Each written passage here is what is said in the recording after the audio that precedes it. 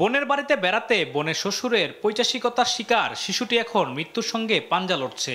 শরীরের বিভিন্ন স্থানে ক্ষত নিয়ে যন্ত্রণায় কাতরাচ্ছে হাসপাতালের বিছানায়।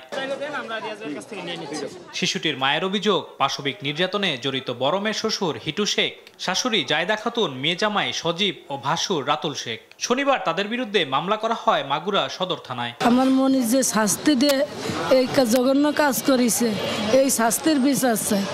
আমার কথা যে তাকে একবারে ফাঁসি দিয়ে দিক, যাতে আর কোনো মা বোনের দিকে এরকম চোখ তুলে না থাকে। অতটুকু বাচ্চা যে কিভাবে এরকম অত্যাচার করেছে হয়তো আপনারা দেখতেছেন, কিন্তু পুরোটা তো দেখেন নেই যে তার কত বিক্ষত যে কতগুলো ব্লেডে আঘাত করেছে। এদিন নির্যাতিত শিশুর মায়ের সঙ্গে ফোনে কথা বলেন বিএনপির ভারপ্রাপ্ত চেয়ারম্যান তারেক রহমান। পরিবারটিকে সব ধরনের সহায়তার আশ্বাস দেন তিনি। চিকিৎসার জন্য যেসব ব্যবস্থা নেওয়া উন্নত চিকিৎসার জন্য শিশুটিকে ঢাকা মেডিকেল থেকে নেওয়া হয়েছে ঢাকা সিএমএইচে। ঢাকা মেডিকেলের পরিচালক জানান, শিশুর অবস্থা সংকটাপন্ন।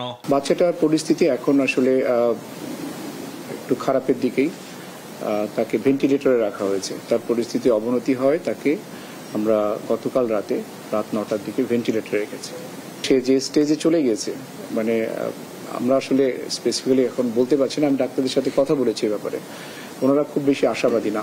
দুপুরে তার চিকিৎসার খোঁজ খবর নিতে আসেন মহিলা ও শিশু বিষয়ক উপদেষ্টা শারমিনেস মুর্শিদ। অপরাধীদের কঠোর সাজা নিশ্চিতের আশ্বাস দেন তিনি। এই কেসটা is a clear cut case.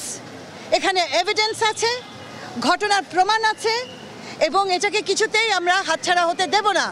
এবং প্রথম কথা হচ্ছে যে আইনের আওতায় আনতে হবে, এবং তাদেরকে অ্যারেস্ট করা হয়েছে, কোনোভাবেই যেন তারা ছাড়া না পায়, সেটা আমিও নজরদারি রাখবো, আপনাদেরকেও বলবো নজরদারি রাখতে।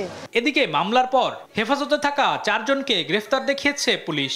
শনিবার অভিযুক্তদের বাড়িতে জড়ো হয়ে বিক্ষোভ করেছে স্থানীয়রা। আলিমুজ্জামান সাফওয়ান, দেশ টিভি, ঢাকা।